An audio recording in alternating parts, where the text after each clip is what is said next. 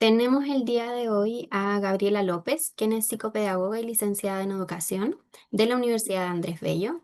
Tiene magíster en docencia para la educación y es diplomada en programa de enriquecimiento instrumental de la misma casa universitaria. Es formadora de profesionales en evaluaciones psicopedagógicas y estrategias de intervención. Es experta en evaluación psicopedagógica y en dificultades de aprendizaje. También es responsable de posicionar el Evalúa en mercados hispanohablantes por Ginty Psychometrics. Posee amplia experiencia en la estandarización de pruebas psicométricas como Evalúa, Evalec, Selector Poro, Neurobreve, Later 3 y en varios países de Latinoamérica. Vamos a pasar ahora con el siguiente docente que estará con nosotros el día de hoy. Él es Ignacio Castillo, es psicopedagogo y profesor de educación general básica. Tiene un magíster en integración social y pedagógica en la Universidad Académica de Humanismo Cristiano. Tiene un máster en coaching, PNL e inteligencia emocional. Es doctor en ciencias de la educación en la Universidad Académica de Academia de Humanismo Cristiano. Es docente universitario también en la misma universidad y además se desempeñó por cerca de 7 años como asesor académico del Instituto de Evaluación Psicopedagógica EOS. Así que sin nada más que decir, les dejo con los docentes para que puedan comenzar con la jornada y espero que les vaya muy bien. Ya, muchas gracias. Eh, Voy a comenzar yo entonces. ¿Se ve la presentación? Constanza, dime por favor con la manito si se ve ok. Ya. Muy buenas tardes a todas, muy buenas tardes a todos, si es que los hay por ahí. Eh, el día de hoy les voy a hablar de cuáles serían los factores de las dificultades en el aprendizaje de las matemáticas. ¿Ya? Si bien esta temática es un tema complejo, ya que la asignatura de matemática tiende a manifestar en el contexto escolar bastantes dificultades en su abordaje, tanto ya sea para los estudiantes, ya sea para los padres de los estudiantes, como también para los profesores. ¿De acuerdo? Por lo tanto, vamos a ver rápidamente algunos de estos factores que dificultan el aprendizaje y cualquier cosa, cualquier pregunta, las vamos a hacer, si ustedes las tienen, las pueden hacer al finalizar la presentación de Gabriela, que viene inmediatamente después de la mía. ¿De acuerdo? Entonces, primero lo que nosotros tenemos que entender o conocer, ¿qué es lo que es la competencia matemática? Porque competencia matemática como concepto lo podemos encontrar definido bibliográficamente en muchas partes. Sin embargo, esta definición de competencia matemática es una definición un poco más contextualizada a nuestra realidad chilena y podríamos entenderla como la habilidad para utilizar, esto es importante, las palabras que están ahí como más remarcadas, utilizar números y operaciones básicas. Todo lo que sea la simbología que implica las matemáticas, la forma en la que se expresa este contenido o esta competencia y todo este razonamiento nos permite también producir, interpretar informaciones con el único objetivo final de resolver problemas. Todo lo que se aprende en matemática desde los primeros años de escolaridad tienen como fin la resolución de problemas matemáticos en la vida cotidiana. ¿De acuerdo? Entonces parto con eso. Ahora, cuando nosotros, por ejemplo, miramos esa imagen que estoy proyectando ahí, podemos ver que hay una especie como de un iceberg, digámoslo así. Hay un iceberg que podría ser representado por un estudiante. Cuando nosotros nos situamos y vemos el recuadro que aparece a la izquierda que dice pedagogía, nosotros digamos que el estudiante va en ese barco o en esa lancha, como ustedes le quieran llamar. Y cuando el estudiante tiene dificultades en matemáticas, hay señales que te dicen que tiene dificultades en matemáticas. Son dificultades evidentes.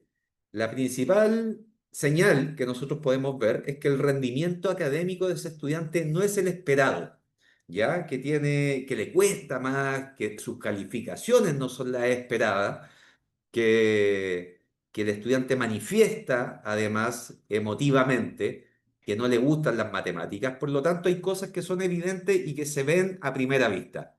Sin embargo, una de las cosas más relevantes es encontrar cuáles son las causas probables de estas dificultades.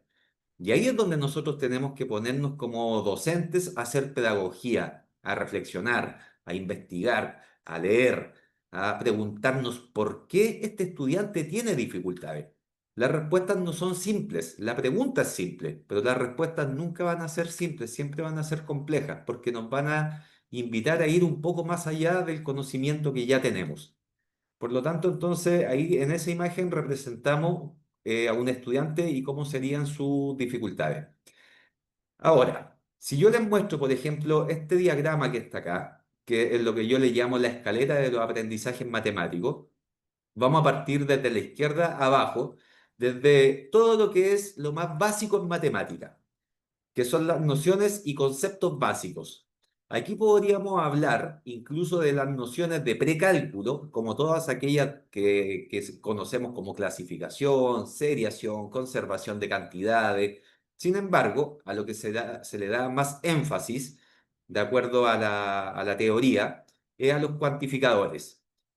Y en este caso, los cuantificadores no numéricos los podríamos dividir en los que son los aproximativos, como mucho, poco, harto, por ejemplo, y los comparativos, esos que son mayor que, menor que.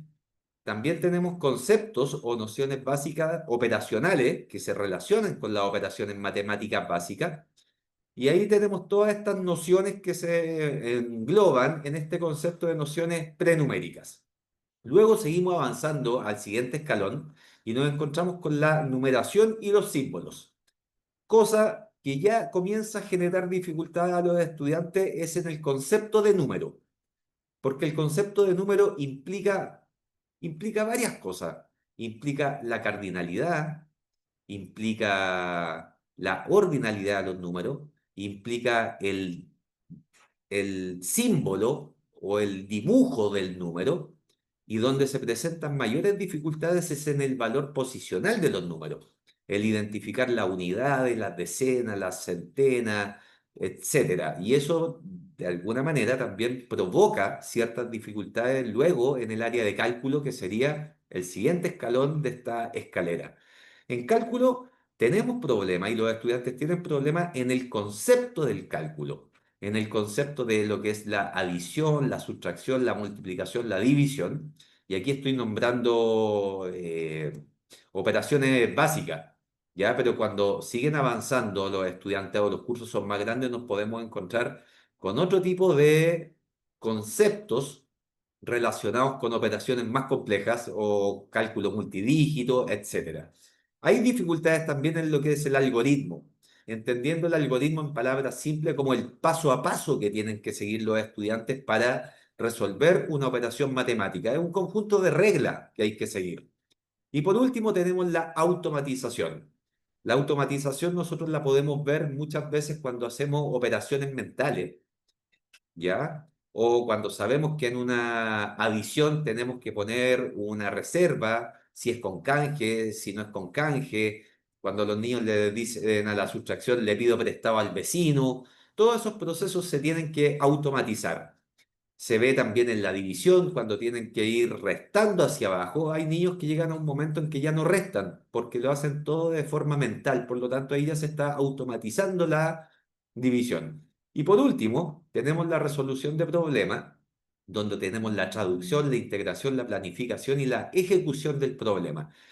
Esto es lo más complejo porque de alguna manera el concepto de traducción y de integración tienen mucha relación con lo que es la comprensión lectora, pero también tienen mucha relación con los conceptos previos que ellos manejan de la vida diaria. Por lo tanto, cuando un estudiante de alguna forma no resuelve problemas, nosotros nos tenemos que preguntar por qué no las resuelve. ¿Por qué no resuelve los problemas? Si es por un tema de comprensión o es por un tema de aplicación de los conceptos matemáticos. Y estos conceptos matemáticos se incluyen dentro de lo que es la planificación, el qué voy a hacer, y en la ejecución, que incluye el realizar la operación matemática, pero también la revisión o la comprobación del resultado matemático. Eso vendría siendo como lo básico en lo que nos tenemos que fijar. Ahora, una de las cosas también que nos dice la bibliografía, nos habla de un concepto que es el concepto de discalculia. Si bien hay muchos teóricos o pedagogos que están dejando un poquito de lado el concepto de discalculia, porque la discalculia está un poco más asociado a un diagnóstico clínico. Y nosotros los que hacemos pedagogía estamos más que nada relacionándonos o enfocándonos en un concepto más pedagógico que clínico. ¿De acuerdo? Y aparecen estos dos conceptos, que es el de discalculia, que lo podríamos definir como un trastorno que se debe a un deficiente aprendizaje, pero también aparece lo que es la acalculia, que es un trastorno del cálculo debido a una lesión cerebral cuando ya las personas son adultas, ¿ya? Y cuando hablamos de discalculia, podríamos entender que hay distintos tipos de discalculia. La discalculia verbal, que es la dificultad para nombrar cantidades, la practognóstica, que es la dificultad para enumerar, para trabajar con números, la discalculia lexical, que es la dificultad para leer símbolos matemáticos, la discalculia ideognóstica, que es la dificultad para hacer operaciones mentales, la discalculia operacional, que es la dificultad para la ejecución de operaciones y el cálculo, y por último la discalculia grafical, que sería la dificultad para escribir símbolos matemáticos. Entonces, como yo les decía, la discalculia aparece nombrado en el DSM-5, que ya sabemos que este manual de alteraciones o enfermedades psiquiátricas o mentales, aparece la discalculia nombrada ahí. Sin embargo, lo que nosotros pretendemos hacer desde la pedagogía es acercarnos más a un concepto pedagógico. Por lo tanto, si nosotros miramos este esquema que tenemos acá, tenemos como título Necesidades educativas. Y bien saben ustedes, la mayoría de ustedes saben que las necesidades educativas pueden ser transitorias, pueden ser permanentes, pero también hay necesidades educativas que son a nivel sociocultural, que son las culturales, por ejemplo, estudiantes migrantes que están en la sala de clase, que vienen con otro tipo de enseñanza de las matemáticas, pueden ser dificultades a nivel socioeconómicas que también podrían afectar el desarrollo adecuado de las matemáticas, y todo esto es lo que nosotros podríamos llamarle una DA, que sería una dificultad de aprendizaje, pero también dentro de estas necesidades educativas están las necesidades transitorias, que hay una específicamente, que es la dificultad específica de aprendizaje y más específicamente en matemática, que aparece en la normativa chilena vigente como el decreto 170 en su artículo 24, letra C. Por lo tanto, ¿existen dificultades específicas en matemáticas? Sí, pero no necesariamente con el concepto de discalculia, sino como una dificultad más de carácter pedagógico. ¿De acuerdo? Entonces, ahora propiamente tal, ¿cuáles serían los factores según Jesús García Vidal, autor de las baterías Evalúa y de las baterías Evalec y Evamat, que es especialista en el ámbito de la psicopedagogía? Él divide que los factores en matemáticas están divididos en tres grandes ámbitos. Eh, Factores que están relacionados con el estudiante, factores que pueden estar relacionados con las tareas que realizan los estudiantes o factores relacionados con el contexto, pensando en una clase de matemáticas. Por lo tanto, vamos a comenzar con los factores relacionados con el estudiante. Y acá nos encontramos inmediatamente con el concepto de atención. La atención, nosotros sabemos como cualquier persona que todos nosotros tenemos niveles de atención diferentes quizás, pero ¿a qué le ponemos atención? Habitualmente las personas le ponen atención a lo que les interesa. Y cuando le ponen atención a algo que les interesa, la atención se sostiene en el tiempo y pasa a llamarse concentración. Por lo tanto, el concepto de atención en matemática es extremadamente relevante, porque cuando un estudiante tiene una adecuada atención en el contenido matemático, está liberando un recurso cognitivo que puede estar al servicio de los otros procesos cognitivos que permiten el aprendizaje de las matemáticas. Ya, por lo tanto, mucho ojo con la atención. Luego tenemos también, como un factor relevante para los estudiantes, la memoria a largo plazo. Muchas veces los estudiantes tienen que realizar actividades que implican recuperar hechos matemáticos del pasado. Por ejemplo, si un estudiante va a resolver un problema, tiene que recurrir a su memoria a largo plazo para identificar qué es lo que tiene que hacer. Por lo tanto, cuando a un estudiante le cuesta esta recuperación o le cuesta traer al presente los conceptos y los conocimientos que tiene guardado en su memoria, claramente también le va a provocar una dificultad. También son importantes relacionados con el estudiante los conocimientos previos. Mientras más conocimientos previos tenga el estudiante, más fácil va a ser asociarlos o relacionarlo con los nuevos conocimientos que se van a aprender. Por lo tanto, cuando un conocimiento matemático está bien afianzado y pasa a ser un conocimiento previo, los nuevos aprendizajes van a resultar mucho más simples para ese estudiante, porque va a seguir una lógica de conocimiento que le va a facilitar el aprendizaje de estas habilidades. Y por último, otro factor no menos importante son las actitudes de los estudiantes. Muchas veces hay estudiantes que dicen, no soy bueno para matemática. ¿Para qué voy a aprender matemáticas si me va a ir mal? Por lo tanto, las actitudes, la parte emocional en matemática también importa, ¿ya? Hay gente que le gustan las matemáticas, hay gente que no le gustan las matemáticas. Hay estudiantes que van al colegio y en séptimo básico aproximadamente, o ya en secundaria, si hay personas de otros países, dicen, yo ya no sé matemática, ¿para qué voy a intentar? Y como que abandonan las matemáticas y se preocupan de otros sectores de aprendizaje como lenguaje, ciencia y otras cosas. Por lo tanto, las actitudes importan. Ahora, tenemos los factores que están relacionados con las tareas matemáticas. Y aquí tenemos el primer factor que es la abstracción. En matemática hay muchos conceptos que son abstractos. ¿De acuerdo? Ahora, ¿qué es lo que podemos entender por abstracción en este caso? Es como lo contrario a lo concreto. Lo concreto no necesariamente, que se entienda en matemática, lo concreto no necesariamente es el trabajo con material didáctico, sino que lo concreto es lo cercano para el estudiante. Por lo tanto, la abstracción guarda relación con el grado de cercanía o lejanía que el nuevo aprendizaje tiene con los conocimientos previos del estudiante. Si el nuevo aprendizaje es cercano a los conocimientos previos del estudiante, va a ser menos abstracto y el aprendizaje se va a hacer más concreto. Por lo tanto, también hay que tener mucho ojo con la abstracción, pero también considerando que los conceptos matemáticos son abstractos. Por lo tanto, ahí también se le genera al estudiante una dificultad. Luego tenemos el nivel de complejidad de las tareas. ¿A qué le llamamos nivel de complejidad? Las tareas en matemáticas son totalmente jerarquizadas.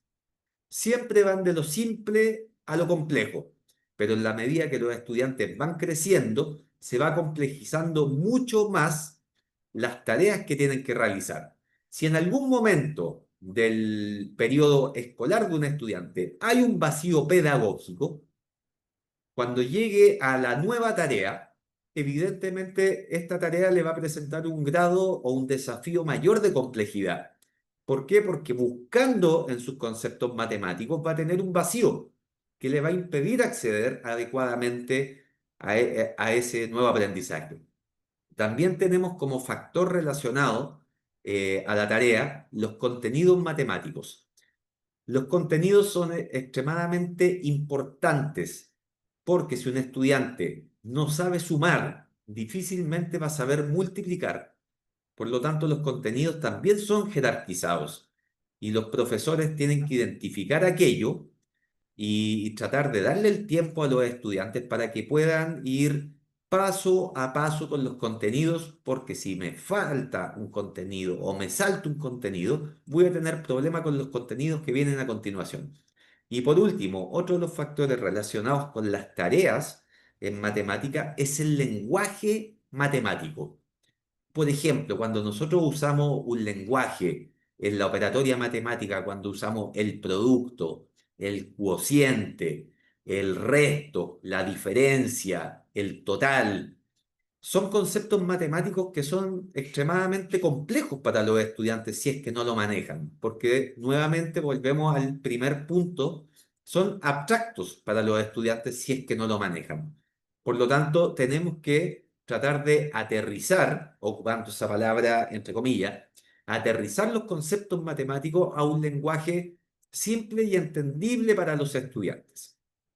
Y por último, tenemos los factores relacionados con el contexto. Y aquí podemos hablar de contexto como la sala de clase, para que se entienda. Primer factor relacionado con el contexto es la estructuración, el cómo se hace una clase. Todos sabemos que una clase tiene que tener un inicio, un desarrollo y un cierre. Y ese cierre, bueno, y el inicio, partamos por ahí, el inicio tiene que tener una activación de conocimientos previos, luego tenemos un desarrollo, implica trabajar el nuevo contenido en matemática, y tenemos un cierre, que tiene que haber un proceso metacognitivo también, para evaluar brevemente si los estudiantes aprendieron o no aprendieron matemática. Por lo tanto, cuando no se sigue esta estructura de clase, se pueden presentar dificultades en matemática como en cualquier área del conocimiento.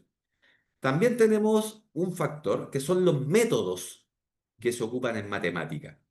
No hay solo un método para enseñar matemática. Entonces, cuando yo digo que no hay solo un método para enseñar matemática, estoy haciendo una invitación a todos los que somos docentes y hacemos pedagogía a investigar, a leer, a instruirnos, a conversar con otros colegas, con otros profesores, a hacer comunidades de aprendizaje. ¿Para qué? Para conocer nuevos métodos de enseñanza. Porque un método te puede servir para un grupo de estudiantes dentro de una sala de clase, pero no necesariamente te va a servir para todos. ¿Y cuál es la idea cuando uno hace una clase de matemática? Que todos aprendan. Por lo tanto, tenemos que manejar varios métodos para la enseñanza. Otro factor también relacionado con el contexto es la evaluación. En matemática, si bien se dice que la matemática es una ciencia exacta y el resultado, por ejemplo, de una operación o de un problema matemático tiene que ser exacto, las evaluaciones tenemos que hacerlas diferentes. Tenemos que proponer, y siguiendo en línea con lo que le decía anteriormente con los métodos, diferentes o diversos tipos de evaluación para poder constatar si los estudiantes aprendieron o no aprendieron. ¿Ya? No siempre el mismo tipo de evaluación va a servir para todos los estudiantes. Por lo tanto, ahí tenemos que poner ojo. Y aquí empieza a aparecer muy repetidamente el concepto de diversidad dentro de la sala de clase.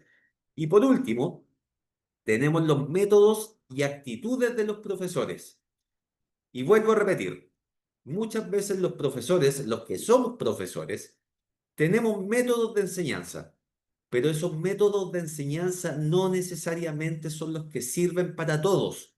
Y ahí es donde tenemos que tener una actitud proactiva para poder buscar otras alternativas de enseñanza. Ahora, la pregunta es, ¿cuál es el mejor método para enseñar matemática? Simplemente el método que te resulta. Si hay un método que te resulta para que tus estudiantes aprendan, ese es tu mejor método para esa clase.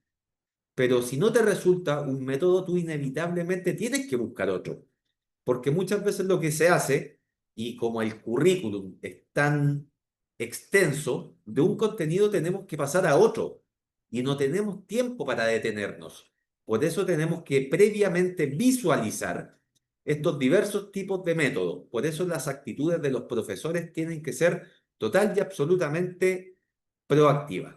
¿De acuerdo? Entonces ahí tenemos estos tres factores relacionados a las matemáticas que se relacionan con los estudiantes, con la tarea en sí y con el contexto propio de la sala de clase. Aquí nos podemos encontrar con algunos errores en matemáticas. Por ejemplo, en las matemáticas básicas podemos encontrarnos con errores en los cuantificadores, en las formas básicas, en las posiciones de los números, por ejemplo. Nos podemos encontrar con dificultades en lo que son el conteo, la cardinalidad, y obviamente nuevamente nos encontramos con la abstracción de las matemáticas. Aquí estamos pensando en un nivel súper o extremadamente básico en las matemáticas, así como lo más primitivo de las matemáticas. Luego podríamos hablar de la numeración, donde encontramos errores en el reconocimiento numérico, en la lectura y escritura de números. Hay estudiantes que tienen muchas veces dificultades en la escritura de números, producto de lo que vamos a ver en un momento más, que el valor posicional. Nos encontramos también con dificultades en las series numéricas, ya sean series numéricas ascendentes como descendentes. En los números vecinos, que se conocen como los antecesor y sucesor, para hacerlo más simple. Los números ordinales, primero, segundo, tercero, cuarto, quinto y así sucesivamente. Nos encontramos errores también, en lo que les comentaba hace un rato, en el valor posicional, en el cómo escribir números, en cómo descomponer números. Hay un contenido en matemática, por ejemplo, que se llama la descomposición aditiva. Y eso genera muchas dificultades en los estudiantes si es que no manejan el valor posicional. Ahora, si hablamos del cálculo o de la operatoria matemática, muchos estudiantes presentan dificultades en el concepto de la operatoria, presentan errores en alguno de los pasos dentro de la operación que están haciendo. Se considera también como un error o como una dificultad la lentitud en realizar la operación matemática. Se dice que aquella persona que sabe matemática es rápida. Por eso, en la mayoría de los instrumentos de evaluación estandarizados, siempre las pruebas de matemática van a ser con tiempo. ¿Por qué? Porque el que sabe matemática y maneja conceptos matemáticos es rápido. Y también podríamos considerar un error el no hacer cálculos mentales. Nos encontramos también en este cálculo básico con el cálculo multidígito, que aquí es cuando nos encontramos con operatorias con más de un componente en la operación, o con más números en un factor, o con más números en el divisor de una división, por ejemplo. Ahí nos vamos a encontrar con errores, nuevamente con la lentitud. Y otra cosa que también se puede considerar como un error en el cálculo es no tener la posibilidad de aproximar números. Luego tenemos lo relacionado con geometría y medida. En geometría, todo lo relacionado con lo que son poliedros, con lo que son cuerpos geométricos, con todos los conceptos matemáticos que tienden a ser un poco abstractos. Hablamos de ángulo, hablamos de vértice, hablamos de aristas. Por lo tanto, cada vez que el estudiante va creciendo, le vamos incorporando mayores conceptos matemáticos que se hacen un poco más complejos. Tenemos también dificultades en el azar y en las probabilidades, que también es un contenido matemático que se trabaja en los primeros años de escolaridad. En las medidas tenemos medidas naturales, de longitud, de capacidad, sistema monetario, etcétera.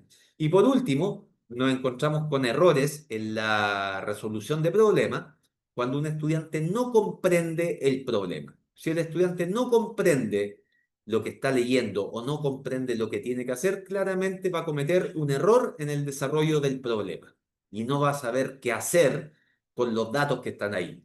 ¿Por qué? Porque cuando los estudiantes no comprenden, no saben identificar lo que es el dato de la información. ¿Qué quiero decir con esto? En un problema matemático, todo lo que aparece es información, pero lo que te sirve para resolver el problema son los datos. Entonces hay que saber identificar los datos. Otro error es la no planificación de la ejecución del problema. Y en algunos casos también se podría considerar que es un error el no revisar el proceso. Entonces ahí tenemos algunos ejemplos de errores que se provocan en la matemática básica, en la numeración, en el cálculo, en el área de geometría, mediciones y en la resolución de problemas. Pero también podríamos situarnos con otro tipo de autores, que en este caso, por ejemplo, citamos a Brousseau, que le habla de que hay algunos problemas matemáticos que se conocen como ontogénicos, que estos serían ontogénicos, viene así como del origen del ser, ¿ya? Y son las dificultades que se presentan en el desarrollo propio del estudiante, en la medida que va avanzando en los cursos, ¿ya? Siempre va a depender de la edad y del desarrollo intelectual. Por ejemplo, uno de los errores que se tienden a cometer cuando hay un inadecuado desarrollo ontogénico es creer que la suma o la adición siempre te va a dar un número mayor como respuesta. Pero eso te dificulta después cuando se trabajan los números positivos y negativos o el conjunto de los números enteros. Y en los niños más pequeños no lograr comprender el concepto de infinito en los números. Luego, este mismo autor nos habla de los problemas o obstáculos de aprendizaje que son los didácticos, que se provocan por la enseñanza misma de las matemáticas, con ejemplos que no son atingentes a la materia, que son inadecuados, que las metodologías no son las correctas, que el docente o el adulto responsable no hace la conexión en los conocimientos previos. Y una de las dificultades, como ejemplo, puede ser que se les enseña a los estudiantes que siempre al multiplicar, el número que nos va a dar al final va a ser mayor. Sin embargo, cuando se trabaja con fracciones, eso no necesariamente ocurre.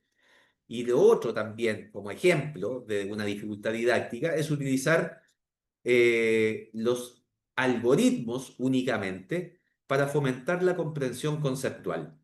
Y por último, este mismo autor nos habla de obstáculos epistemológicos, que son los que surgen de acuerdo a lo que es el conocimiento previo.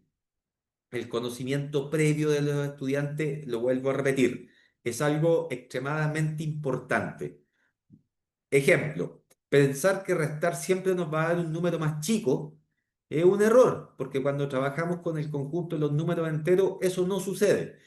Y aquí el problema que se da como un factor epistemológico o como un obstáculo epistemológico es que nosotros a los estudiantes les enseñamos los números naturales, que son los que todos conocemos, y cuando ellos ya se aprenden los números naturales podemos pasar a los números, a las fracciones, por ejemplo. Cuando ya aprenden las fracciones pasamos a los números decimales, pasamos a porcentajes, pasamos a números enteros, después pasamos a los números con letras, que son las ecuaciones, por lo tanto, vamos en una evolución creciente que va haciendo cada vez más abstracto el aprendizaje. Y aquí nos encontramos también con los tipos de dificultades que yo les hablaba en un principio, que son estas dificultades en la recuperación de la información, que es la que está en la memoria a largo plazo. Pero también hay dificultades en las estrategias que ocupan los estudiantes, ya sean para los números, las operaciones, la geometría, el álgebra o el tratamiento de la información. Siempre la recuperación o las dificultades en la recuperación va a tener relación con los conocimientos previos de los estudiantes. Ejemplo, muy simple. Cuando un estudiante tiene dificultades para hacer divisiones, por ejemplo, muy probablemente es porque tenga dificultades en la recuperación de las tablas de multiplicar o la recuperación de cuál era el algoritmo de la sustracción. Por lo tanto, estamos incorporando dos conceptos, que serían las multiplicaciones y la sustracción para poder hacer una división. Y traer todo ese conocimiento previo al presente muchas veces genera dificultades. Y las dificultades estratégicas es carecer de una estrategia para resolver una operación matemática o para resolver un problema.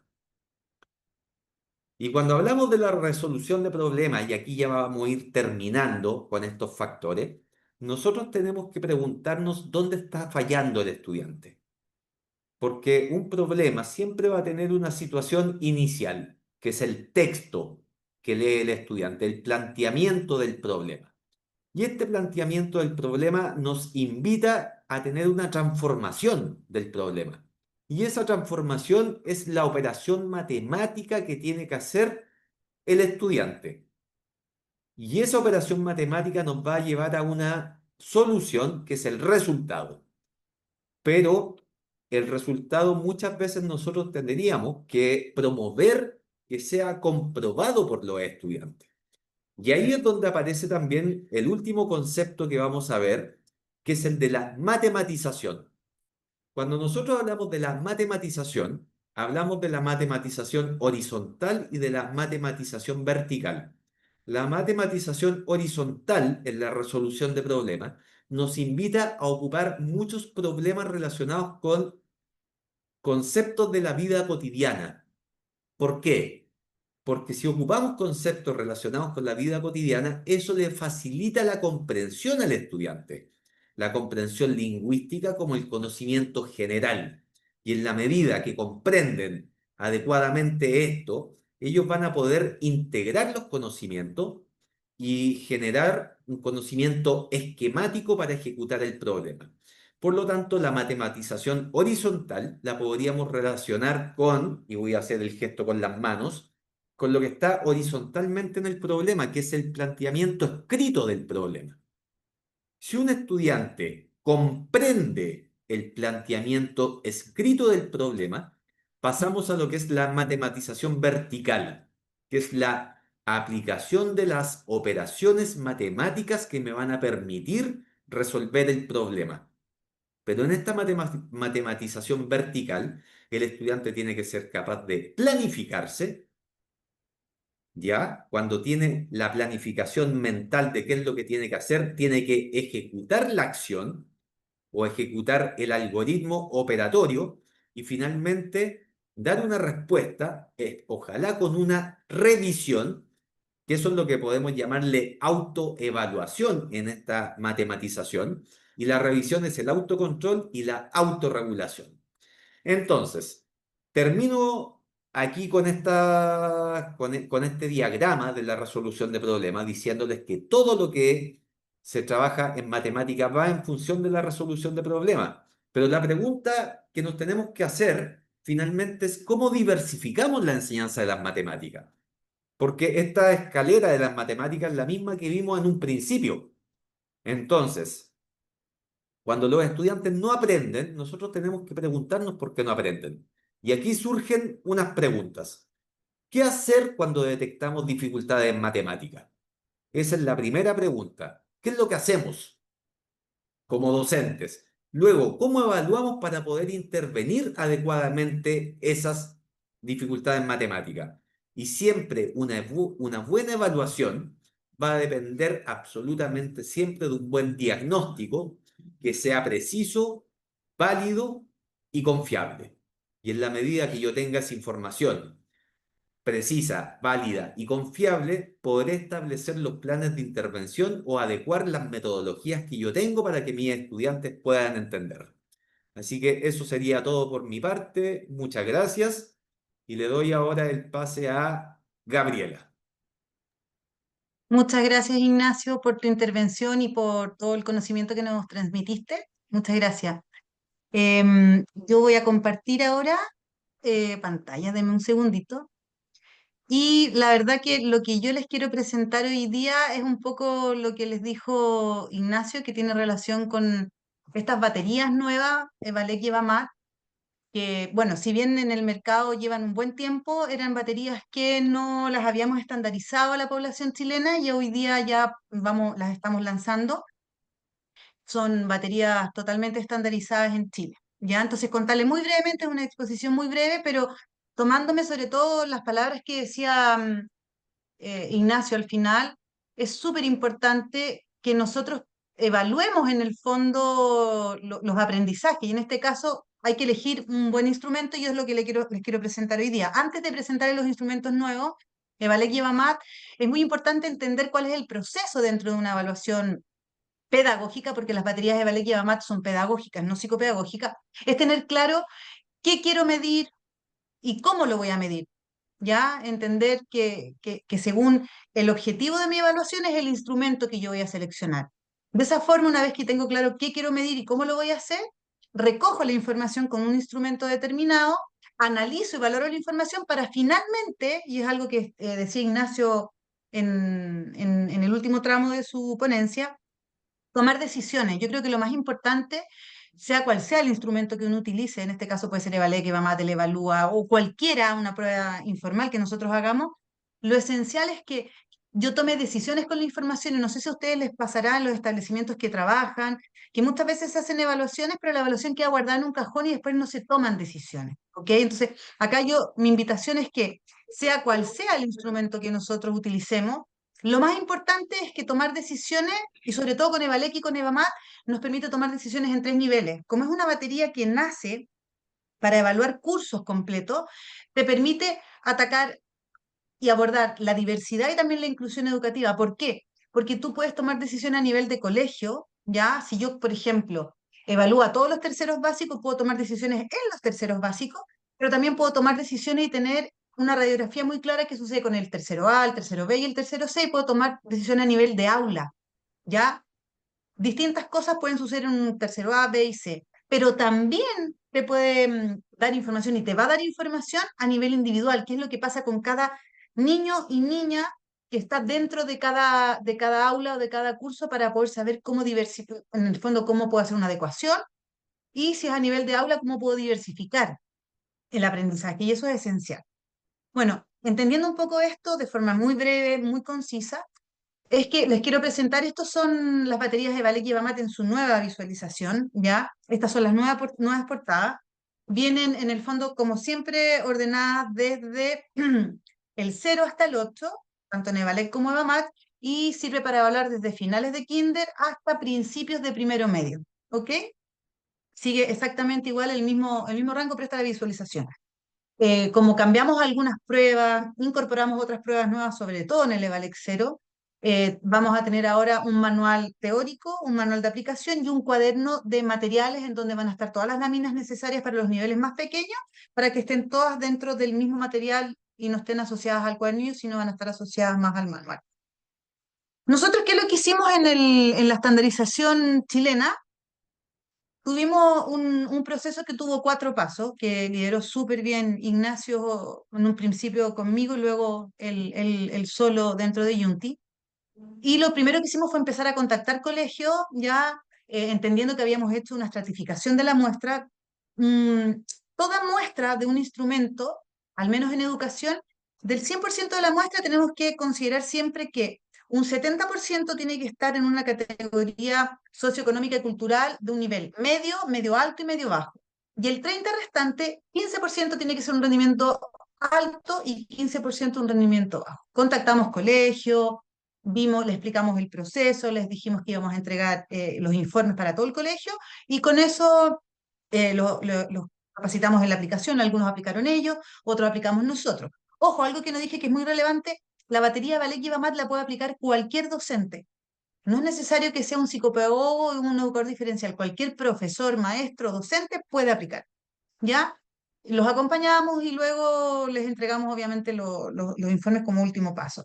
El paso 2 fue que recogimos los datos durante todo el 2024 y llegamos casi a 17.000 evaluaciones entre datos que teníamos ya de años anteriores, más la aplicación nueva que hicimos en tanto Evalec como Evamat. Por lo tanto, es una muestra muy, muy representativa.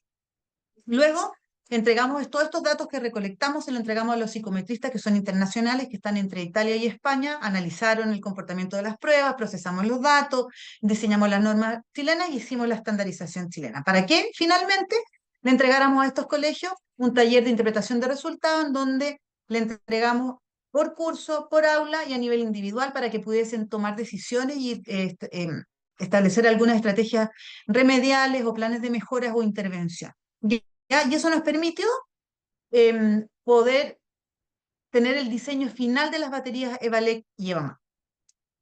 Entendiendo las baterías Evalec y Evamat, ambas son una continuidad, estas son características, son una continuidad de las baterías Evalúa, pero que están circunscritas específicamente a la competencia lectora o a la competencia matemática. Son absolutamente pedagógicas, se basan en el currículum, pero en el fondo lo que nos da como información es conocer si ese proceso, esa habilidad, esa destreza, esa competencia, la tienen o no la tienen. Por lo tanto, es totalmente pedagógica, ¿ya? Y en el fondo, otra característica que fundamentan empíricamente los planes de intervención, es decir, con datos objetivos podemos tomar decisiones, ¿ya?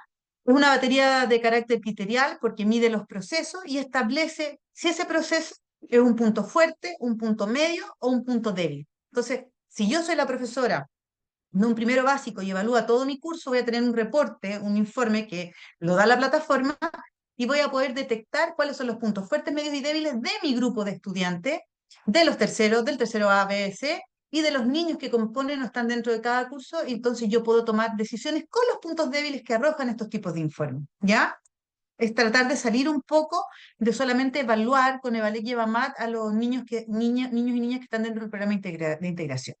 Son, por lo tanto, baterías eminentemente curriculares y te permiten, como yo les decía, tomar decisiones a nivel de colegio, de curso de aula en el fondo y o a nivel individual.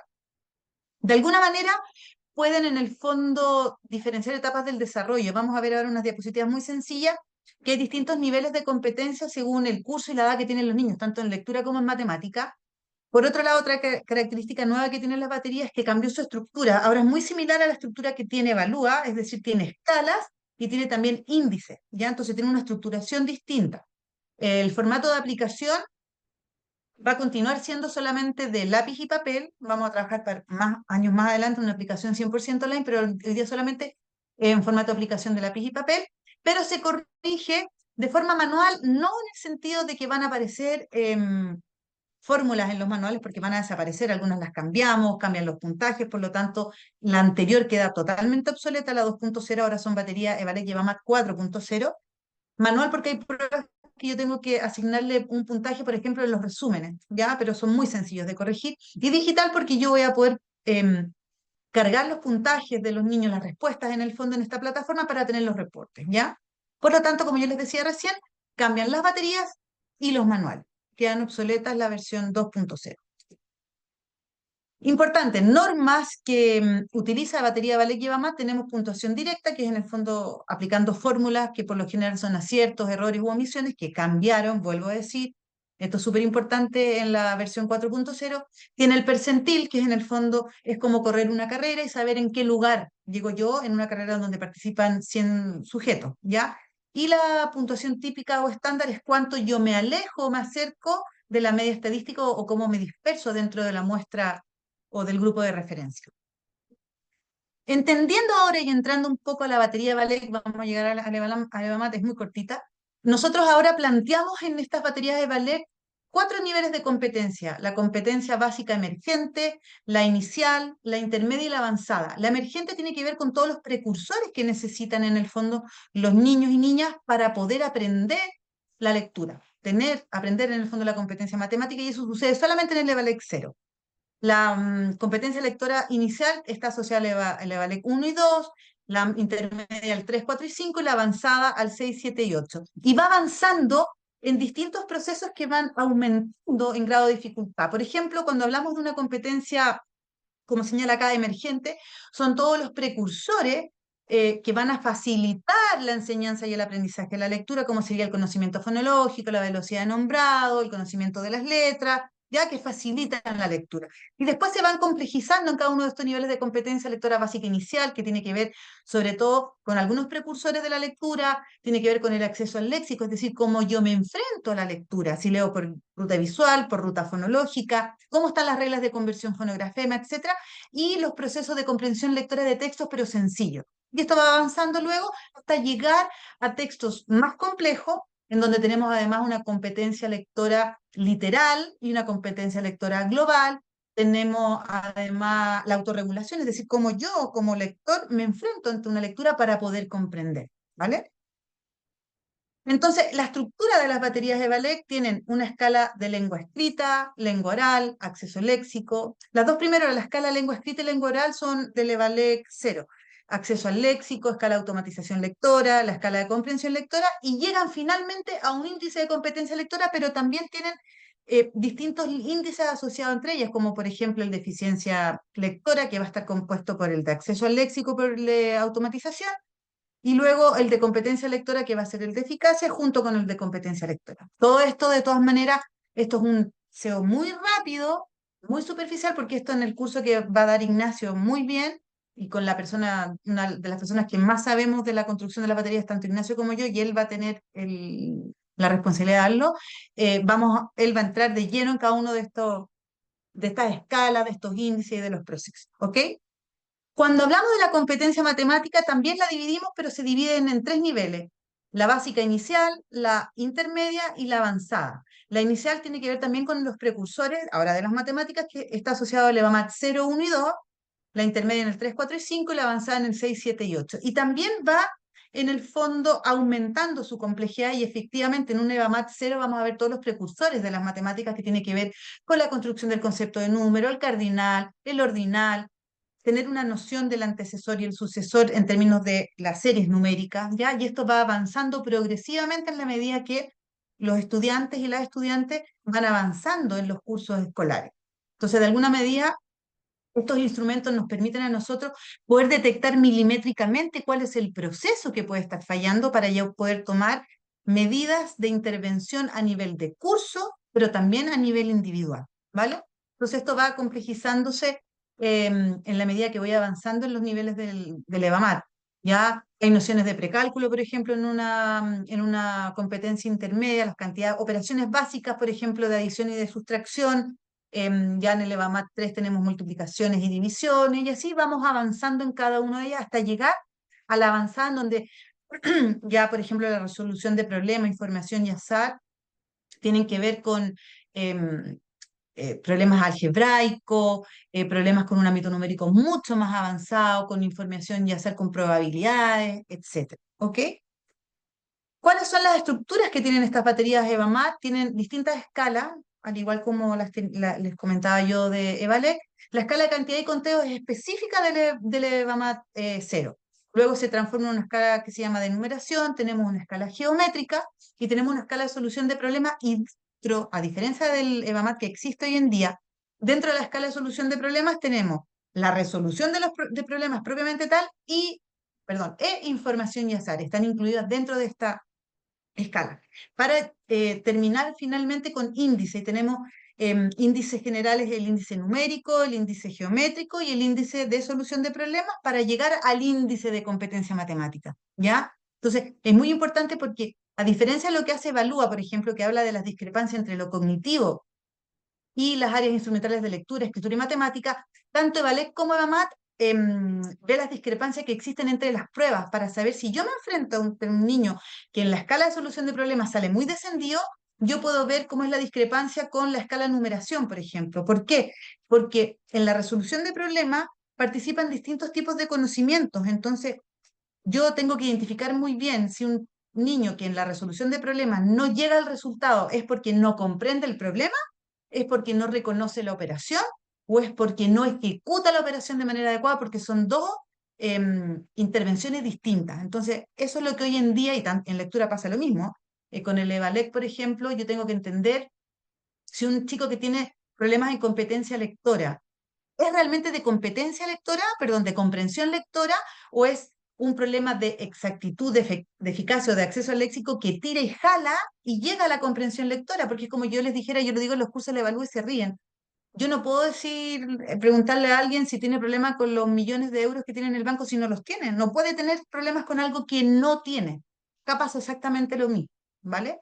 Entonces, lo más importante acá, y con esto yo termino, como les decía, es muy cortita, em, contarles que esta es la estructura que tienen las baterías de Valec y Evamat y sobre todo entender que la mayor potencialidad que tiene este instrumento es que yo debo o debería realizar evaluaciones de cursos completos para poder detectar y atender a la diversidad y también atender a la inclusión educativa. Muchas veces uno dice, ¿realmente esto será una dificultad de aprendizaje, será una dificultad de enseñanza? Si le pasa, por ejemplo, a Ignacio, le pasará a Juanito, a Pedrito, y solo evalúo una parte del universo que podría tener una dificultad. Entonces, con estas evaluaciones masivas, puedo tomar medidas para poder, por ejemplo, hacer estrategias diversificadas, atender a la diversidad y, como les decía, a la inclusión educativa. Yo los dejo invitados al curso que va a dar Ignacio, que si no me equivoco, Ignacio, tú puedes recordármelo, es el 13 de octubre, ¿ya?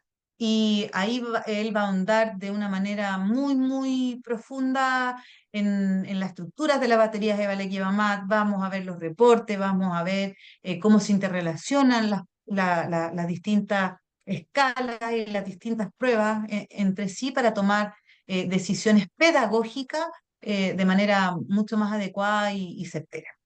Eso, les agradezco mucho por haber estado hoy día con nosotros en este seminario breve, pero que creo que es un aporte muy, muy importante para el quehacer educativo y sobre todo para los niños y niñas de nuestro sistema educativo y de nuestro país. Muchas gracias. Voy a dejar de compartir. Ay. Bueno, vamos a pasar entonces ahora a lo que son las preguntas. Les invito a que puedan ir levantando su manito. reaccionando para poder darles el acceso a que nos puedan hacer su pregunta a través del micrófono.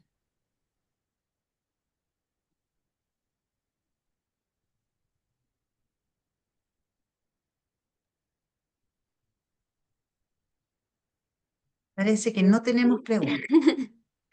Siempre hay Nos preguntas. queremos, Parece que nos estuvo queremos, todo muy claro. Sandra y no Ribarra, ¿no importa. tienen alguna pregunta? Me imaginaba que sí. Ya vamos a darle entonces el paso Stephanie a también Sandra. tiene, Ahí levanta la mano Stephanie tiene la Stephanie. manito. Ya, ¿me escuchan, no? Sí, Sí. Ya, no, sí, era algo muy simple, que yo escuchaba que hicieron, bueno, para poder dar como ay, no la certificación, no recuerdo la palabra, pero para poder estandarizar la prueba, dijeron que habían hecho a cierta cantidad de niños en un colegio. ¿Eso está pensado fue a nivel nacional, desde Arica a Punta Arenas, como pasando Fuimos por... buscando, sí, sí, porque tenemos información de distintas regiones y distintos lugares del país, porque está en una plataforma, en una nube, y además lo hicimos, por ejemplo, en Valdivia, en Lampa, en Loncoche, en Yayay, más todos los datos que teníamos antes en la plataforma. Por lo Sí, tanto, porque las sí, hay una realidades son cobertura sí, muy distintas. totalmente distinta y es lo que, eso es una muestra representativa, no tiene que ser un sesgo o solo particular subvencionado, solo público, solo en un nivel, tiene que ser en el fondo una muestra representativa. Claro, Siempre los baremos y las estandarizaciones son mejorables, nosotros siempre estamos en ese proceso, ¿ya? O sea, claro. cada vez que nosotros hagamos un nuevo baremo, eso se actualiza inmediatamente en la plataforma. Es algo automático que no siempre va a estar asociado que cambie la batería o que cambie en el fondo un manual, ¿ya? Pero eso se va a ir haciendo en la medida de que crezca la muestra y que sea representativa y que se analicen los datos, porque hay todo un análisis de... Stephanie tiene levantada la manito. sí, vamos con Estefania ahora.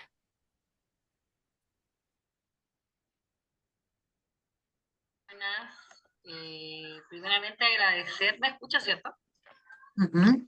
Primeramente agradecer, la verdad es que me conecté tarde porque trabajo en una escuela en Caleta y me cuesta mucho llegar a la casa en el horario y bueno, me conecté súper así, apenas pude, 15 minutos más tarde y alcancé a escuchar y a observar mucha información que si bien dentro de mi rubro de la psicopedagogía entendía, habían detalles que quizá no sé si había olvidado o no los tenía considerado. Entonces, agradezco demasiado, demasiado la información entregada en este rato tan corto, siento que aprendí caleta. Y le Qué agradezco bueno. mucho a ustedes y eso tenía la misma pregunta que Sandra, que era si consideraban las caletas dentro de, ¿cómo se llama? De los baremos, de lo estandarizado, porque al menos en mi caso, en las caletas los estudiantes están demasiado descendidos. Llega a ser como algo impresionante. Entonces, he tenido que trabajar con alumnos de séptimo que todavía no se saben las tablas, que les cuesta multiplicar, y estoy intentando darlo todo. Entonces, en base Sí. a eso, quería preguntar si se consideraban las caletas y por otra parte, preguntar si puedo obtener el material que se proyectó en este seminario para poder repasar. Sí, yo creo que van, no sé, ahí Constanza nos puede decir, yo creo que van a estar disponibles. Ahora, sí, efectivamente, no tenemos caletas ahí en el fondo de la muestra, pero yo te diría, quizás voy a decir algo políticamente incorrecto, pero perdón, ya uno tiene determinada edad y a mí me salen subtítulos. Llevo 20 años en educación y ya no quiero, no es no quiero agradarle a nadie, sino que digo más que lo que pienso, lo que he visto. No es un Claro, problema de los colegios, de los niños que tú estás diciendo con que trabajas y que me encanta escuchar que trabaja en ese contexto. Es es un problema de nuestro sistema educativo, no, más totalmente de acuerdo, más que, sí, pero totalmente de acuerdo. efectivamente no, en Caletas no estuvimos y es algo que deberíamos considerar y los voy a anotar para que estén participando. Ahora, debería estar representado y tampoco va a estar representado en un 100% que en el 15% tenemos más bajo, pero es complejo también. Sí, sí, porque se ve una escasez de profesores porque no pagan bonos, nada, nadie quiere trabajar en Caleta en realidad, Por eso digo porque no yo, es ¿dónde está la viable. responsabilidad? ¿El huevo o la gallina? Es difícil, es súper Sí, no, difícil. sí comprendo. Bueno, esa era mi pregunta, si podía, Sí. dónde podía conseguir el material y cómo consigo las certificaciones en el primer seminario que tengo en ADIPA. Bueno, en cuanto a eso, la grabación de esta clase va a estar disponible en la página de ADIPA y en el canal de YouTube. Y bueno, también se les Genial. va a enviar el correo que ustedes inscribieron al inscribirse en este seminario. Y el curso, bueno, está disponible también en la página de ADIPA para poder certificarse con los Claro, el profes. curso en la próxima semana, empieza el día Sí, sí. martes, 13 de octubre. Ah, genial, genial. ¿Y cuándo se sabe quién ganó? Al final, Al al final de final. todo. Ya, oye Constanza, hay una pregunta de Jenny Carreño en el chat, pero Jenny Carreño también tiene la mano levantada. Quizás es la misma pregunta que quiere hacer Jenny, no sé si le dan la palabra, por favor. Sí.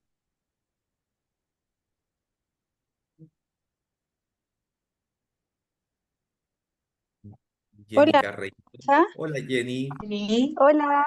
Sí, la hola. verdad es que mi pregunta es la misma que dejé en el chat, la escribí por si acaso. Que dígamela me de pasó, nuevo.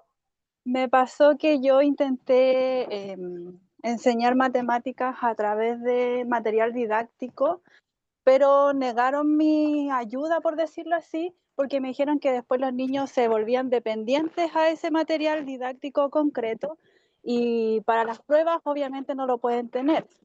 Correcto. Entonces, como que ellos prácticamente se vuelven dependientes a eso para poder resolver las matemáticas una vez ya adquiridas, por decirlo así. Claro. Mm. Mira, te contesto al tiro, Jenny. Yo como Por favor. profesor de matemática, que soy especialista en metodología Montessori de enseñanza de las matemáticas, que se usa mucho material concreto o material didáctico, Sí. en ocasiones los estudiantes sí se vuelven dependientes del material, pero en la mayoría de los casos son los mismos... ¿Qué pasó? Se me cayó el sistema. ¿Se escucha bien? Disculpen, Sí. que como Sí, que se se... cortó en algún momento, pero ahora volvió. Ah, ya, lo que te decía, en la mayoría de los casos, Jenny, son los mismos estudiantes los que empiezan a dejar de lado el material. ¿Por qué? Porque se dan cuenta que es mucho más lento trabajar con material. Entonces, el material didáctico o material concreto, como tú le quieras llamar, tiene que ser un medio, no un fin. Mm. Porque finalmente, en la vida cotidiana, nadie va a andar con un material didáctico en la mochila para resolver problemas. No sé si me explico. El material que sea la puerta de acceso al aprendizaje, pero poco a poco hay que ir dejándolo.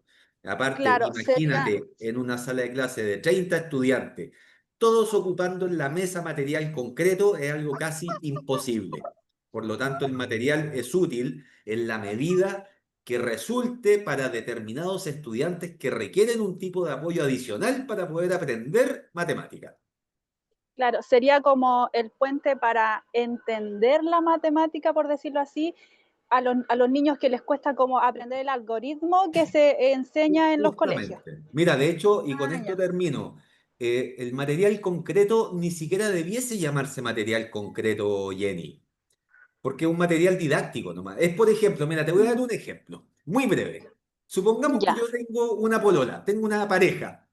Y ella Ujú. quiere terminar conmigo y me dice, Ignacio, ¿sabes qué? Y me empieza a dar todo su argumento de por qué quiere terminar conmigo. Y yo le digo, pucha, ya, pero ¿puedes ser más concreta con lo que me estás diciendo? Yo no le estoy diciendo que me lo explique con material, le estoy diciendo que me lo explique de una manera más cercana a mis Ujú. conocimientos previos. Y en la Ah, medida que ya, ella me lo entiendo. explica de una forma más simple, yo voy a lograr comprender. Entonces, lo concreto tiene relación con el grado de cercanía de los conocimientos previos.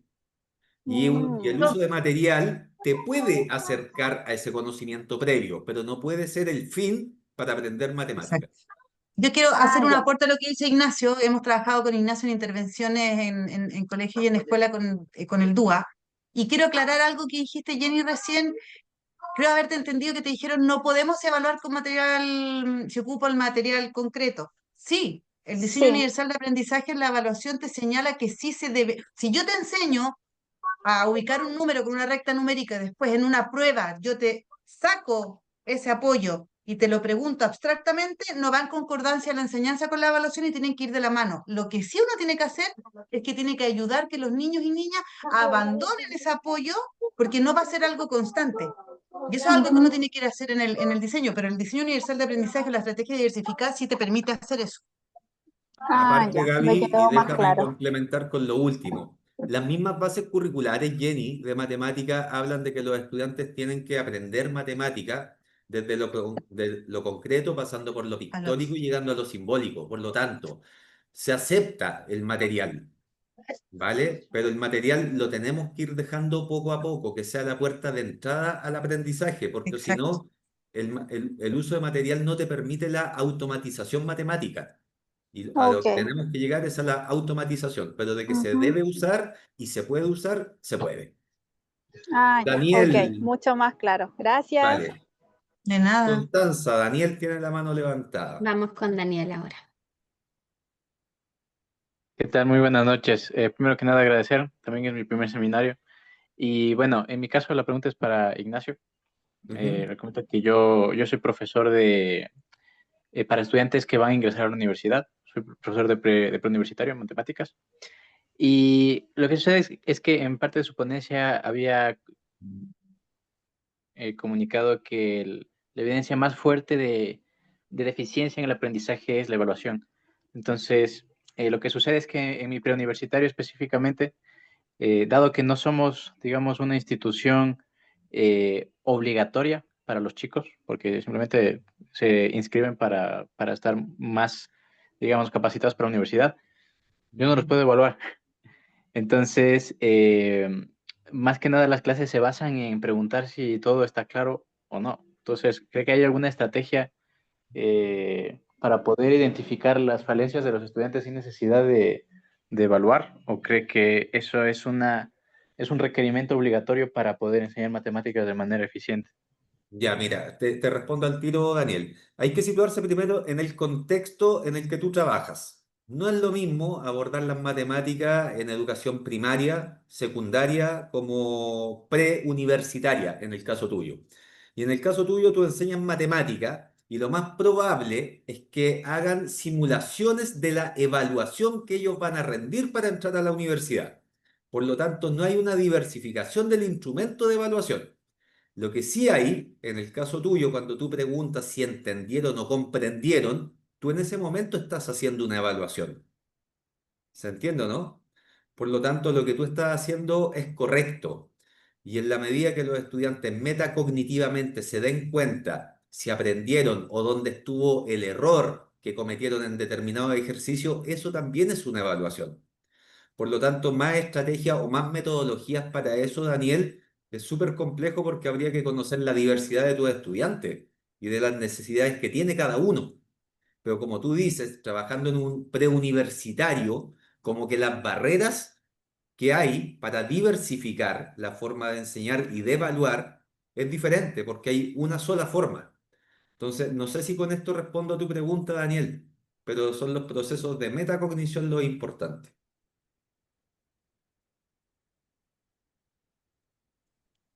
Ah, disculpe, no sé si es que fue mi conexión o la suya, pero no pude entender su respuesta. Creo que por el chat también están comentando que tal vez tuvo un pequeño problema de conexión. No sé, ¿hay problema de conexión, Constanza, o no? No, yo le escuché bien. Ah, Chuta, bueno, ya. entonces, Voy a hacer un resumen cortito, cortito para Daniel. Daniel, tú muchas trabajas gracias. en un nivel académico que es bien diferente a trabajar en primaria o en secundaria. Y tú lo que haces es enseñar matemática y lo más probable es que sometas a tus estudiantes a instrumentos de evaluación muy similares a los que van a rendir ellos previo al ingreso a la universidad. Hacen como simulaciones. Por lo Sí. tanto, es bien complejo tratar de diversificar las evaluaciones, porque siguen un modelo que es el que van a rendir más adelante. Ahora, lo que tú dijiste, cuando tú estás haciendo la clase y le preguntas a los estudiantes o les das un ejercicio y les preguntas, ¿comprendieron el ejercicio? Eso ya es una evaluación. Por lo tanto, tú estás permanentemente evaluando. Y la otra forma o metodología es que tú le preguntes al estudiante o a los estudiantes el cómo lo hicieron, cómo hicieron el ejercicio, que te expliquen. Y ahí estamos activando procesos reflexivos y metacognitivos que también son parte de la evaluación y la autorregulación de los estudiantes. Entiendo. Muchas gracias. Vale. Bueno, me parece que esa ya era la última pregunta, Ignacio.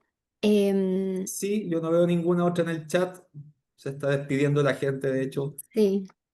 Te dejo el espacio para que puedas, si es que quieres decir unas últimas palabras para invitar a la gente a que pueda tomar tu curso. Sí, mira, primero darle las gracias a todas las participantes que están aquí, que son hartas personas, a Elianay, a Alexis, Marianela, la Sandra Ribarra que está por ahí. El curso de Evalec lleva MAT, primera vez que se va a dictar en esta nueva versión 4.0. Ese curso empieza el martes de la próxima semana y es un curso de 4 sesiones, martes, miércoles de la próxima semana y martes, miércoles de la semana subsiguiente, si no me equivoco. Ya, eso habría que verlo en la página de Adipa. Si no me equivoco, en la página de Adipa está con descuento este curso, ¿no? Por el Cyber. O ya no, ya no, ya se Ya acabó. no. Se acabó la promoción.